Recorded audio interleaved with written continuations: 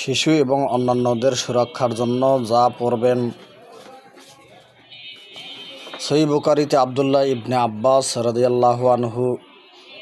রাদিয়াল্লাহু তাআলা আনহুমা থেকে বর্ণিত, তিনি বলেন, রাসূল পাক সাল্লাল্লাহু আলাইহি ওয়াসাল্লাম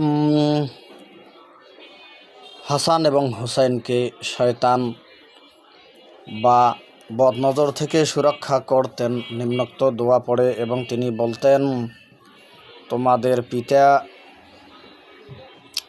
ইব্রাহিম আলাইহিস সালাম তার দুই সন্তান ইসমাইল এবং ইসহাককে এটা পড়ে ঝাড়ফুঁক করতেন। দোয়াটা হলো উইজুকুমা বি